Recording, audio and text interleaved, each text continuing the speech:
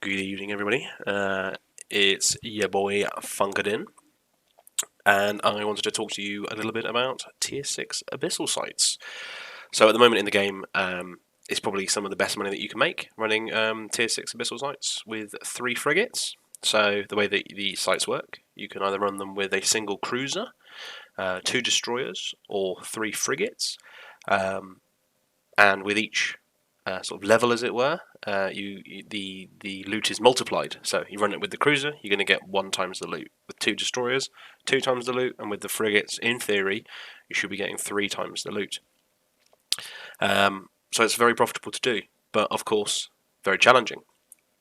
So today we're going to talk through probably what I think is the easiest frigate setup to run tier 6s with, and that consists of 2 retributions, as we've got here, and 1 Deacon Logistics frigate that looks a little bit like this.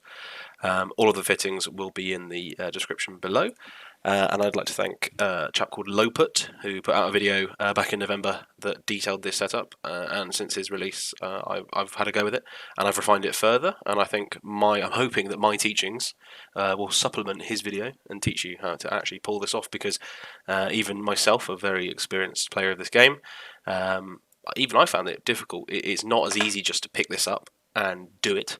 No matter how good his video was, unfortunately, it's not that simple. And it cost me a lot of money, and I wish I'd had this advice when I started. So here's my top tips for you on how to pull this off. So first off, the setup. So as I say, we're running 2 retributions and 1 deacon. We'll talk a little bit through the fitting of the retributions. So we're running focus pulse lasers.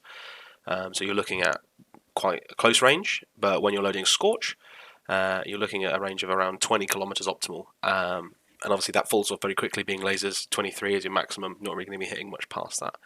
And we'll talk a little bit about that afterwards, why that's important and why you need to know that. But for now, the setup in general. So there's an assault frigate, which is where the assault damage control comes in, and it's a very important tool for you. This is the oh shit button. This is the panic button. This is why you need to have this ready. These sites can do a fair amount of damage, and if you are taking a lot of damage, something isn't right. You shouldn't be taking that amount of damage, and you need to start correcting it. But this will give you that little bit of time, a little bit of buffer to sort yourself out. So if you seem to be taking too much damage, hit that button and have a look at what's going on and fix it. These are afterburner fits, so we're looking at using transversal to the best of our abilities to keep us alive. It doesn't always help with these sites. There are a lot of sites with lots of frigates and cruisers, but when we get to the battleships, this is where the afterburner comes in. And it also means that we're immune to warp scrams and things like that.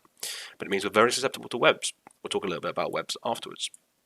Otherwise, that's about it. The other important module, the remote armor repper.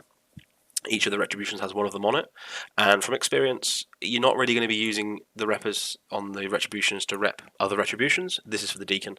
The deacon does have a reasonably good tank, even though it's not technically is not as good as the retributions because of its speed and its size. Tanks very well, and these 2 small reppers are enough to keep it alive. And again, that's the sort of tank test you're going up against. If your deacon's going to die, that's it. The way that these sites work is the rats will change targets.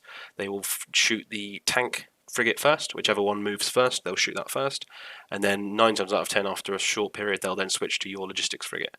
From my experience, that tends to be what happens, and then after that, they tend to switch back and forth between the logistics frigate and the tank, and sometimes they'll just split damage, which is a perfect scenario for you.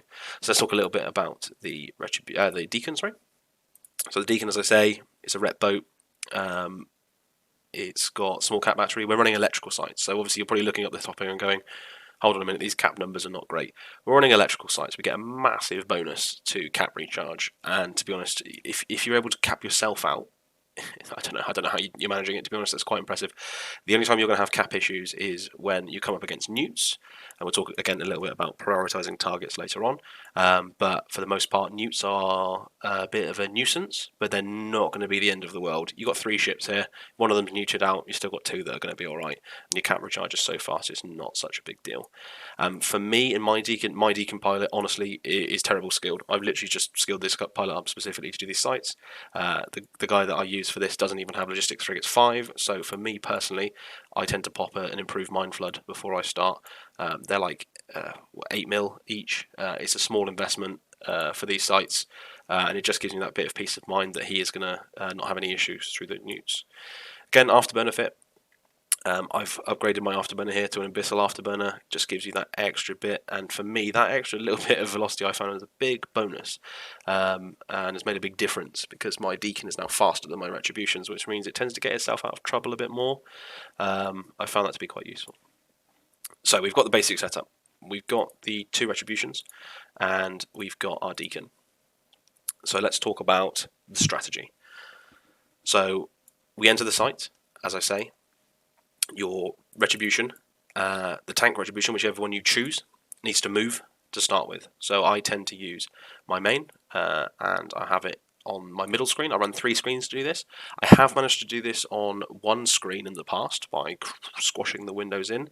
Very difficult. I would recommend 2 or maybe 3 screens to do this as a minimum, but whatever suits you. You need to be able to see. You need to be able to see one of the clients in full like this, so you can see absolutely everything. And then you need to be able to at least be able to keep an eye on the other 2. Obviously, you can keep an eye on the hit points and things like that through the watch list. They don't switch targets in terms of shooting things very quickly. So your Deacon pilot, you don't necessarily need to be able to quickly switch between which of the Retributions are repping. And to be honest, what I tend to do is I'll start the site with all of my reppers on my tank, and then I'll move 1 repper off to the other guy if he takes a little bit of fire. Doesn't, as I say, they very rarely primary your second Retribution, and by that time you've probably killed rather a large number of ships. So as I say, you probably want to be able to see both of your Retributions and be able to keep an eye on your Deacon because you're going to need to switch targets quite quickly. So we enter the site. We move with this target, with this main tank ship, and then we use the fleet window, the regroup button, if you've never seen this before. What this does is it automatically makes the other 2 ships orbit whichever ship is fleet commander. So in this case it will be my tank ship. They will immediately orbit up. What I will then do is I'll flick to each client and I'll activate their propulsion modules, and we'll go through the startup in a little while. So I normally have their propulsion and their reactive armor hardener on F5 and F6. So all I have to do is I move with this one, regroup, and then I press F5, F6 on both of the other clients. Nice and easy. Don't really have to worry where any buttons are. All of the prop mods come on almost at the same time. Obviously you have to click on each client, F5, F6, F5, F6. But again, this comes down to our 3 Ps, which I'll talk about in a little while. So once we've got everybody anchored up, I'll get all the ships locking each other. So the Deacon, I get it to lock each of the Retributions, and I'll immediately put the 3 reps on the tank. I will then get the 2 Retributions to lock the Deacon and turn their repper on. And that's that then. Then you don't have to worry about turning that repper on and off on the Deacon. The repper's running. And as soon as the Deacon gets shot, it's able to start tanking. And that's all you can do for the Deacon, really, other than overloading. So I don't see any reason why you wouldn't turn the reppers on from the very beginning. As I say, cap is not that much of an issue unless you need to micromanage a little bit later on due to newts. And from there in on, it depends entirely on the room. I'm not going to go through all the different rooms in this video, simply because there are so many of them, and as I say, Loput has done a very good guide on that, but we'll talk general tactics afterwards. So let's talk about the 3 Ps on how I was successful in completing these Tier 6 Abyssal sites. So, the first P, in my triple P on Tondra, prepare. I made the mistake of watching that video and going, yeah, I could do that. Yeah, it can't be that bad. You know, I've done the Alliance tournament a bunch of times with just a bit of ratting, right? It can't be that hard. Wrong. You're wrong. You're absolutely incorrect. Unfortunately, these sites are very difficult, and they're meant to be challenging, and that's what makes them fun and profitable. What I should have done was immediately gone to the test server, where I could have tried this out for free. And when Loput made his video, as his title suggests, this was around 200 million for this whole setup. That is not the case anymore, because this setup relies on these small A-type remote reppers, which at the moment are very pricey. As you can see, about 35 mil a go, and your Deacon has 3 of them. The entire setup is more towards the 500 to 600 million-isk sort of band, so it's not quite as cheap as it may once have been. And if you're looking to make money from this, and you immediately go in here and lose 3 of these setups, you've suddenly got to make back nearly 2 billion-isk before you even break even. So get on the test server. And what I'd recommend is throw caution to the wind and go for the most expensive setup you can think of.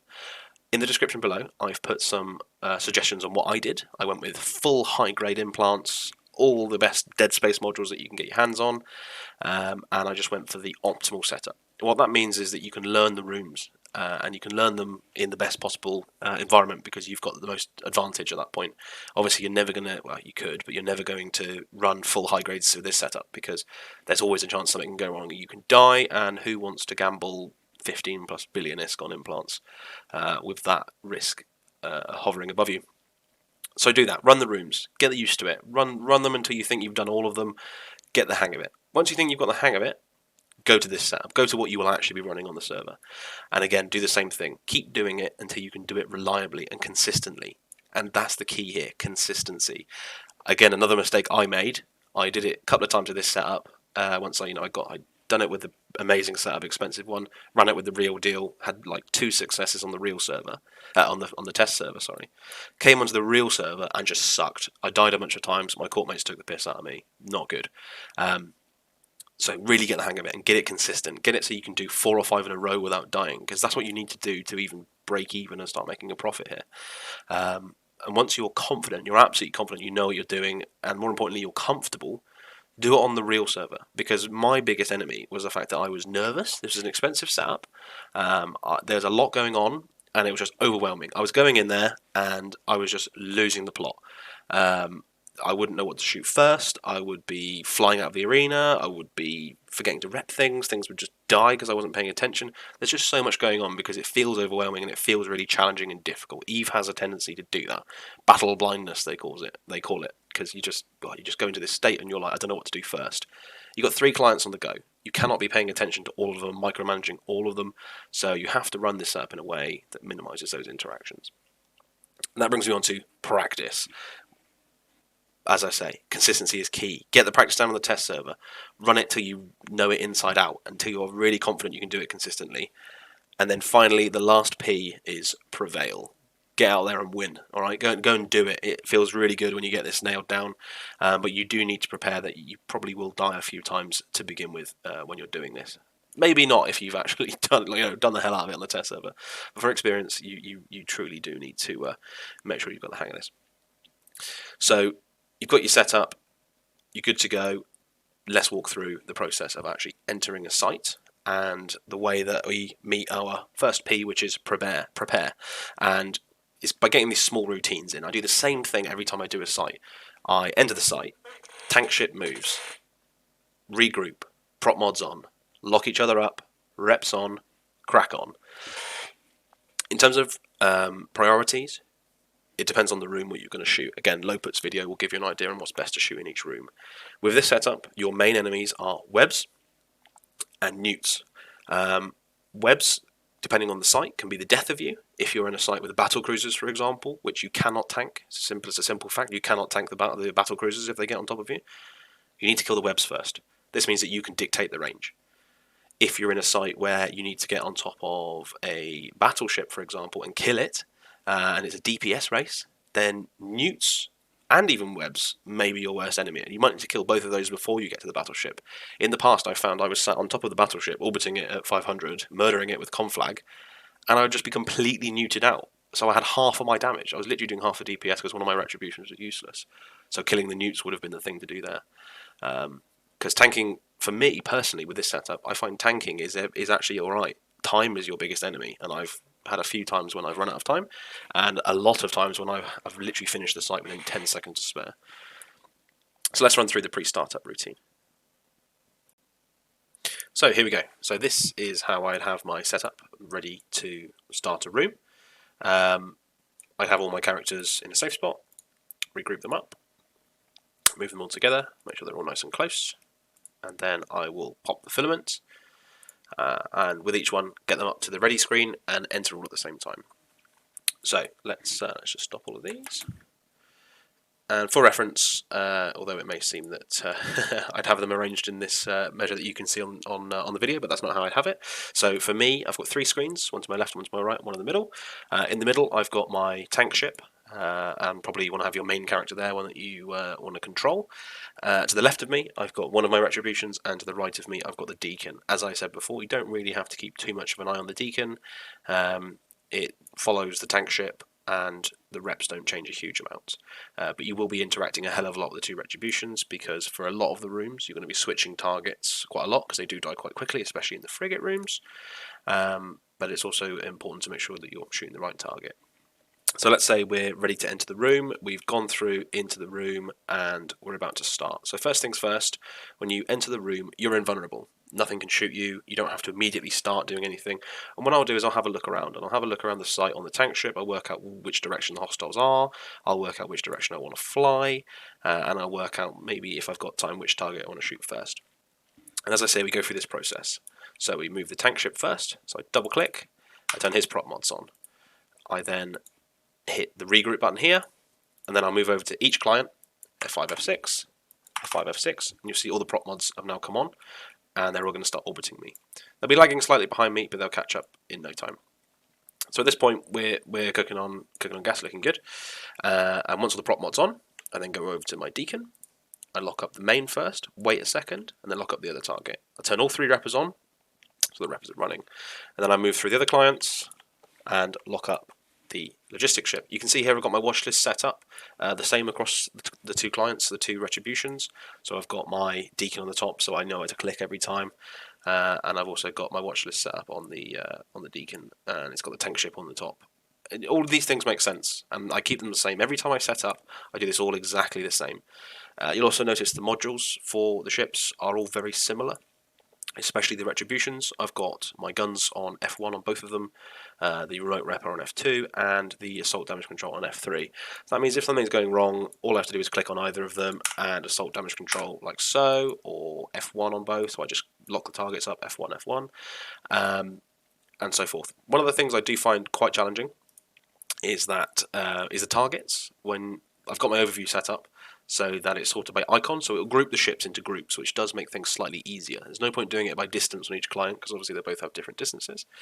So I do it by the group type, and what I'll then do is, if there's like 5 of the same, and they're all, it's very difficult to gauge which is at which range, I'll click on one, and I'll just broadcast it as a target. Obviously I can't broadcast that as a target because there's a gate, but you get the point. And what that'll mean is it'll appear at the top of the list. Actually, we can demonstrate that. So I broadcast this as a warp 2, for example.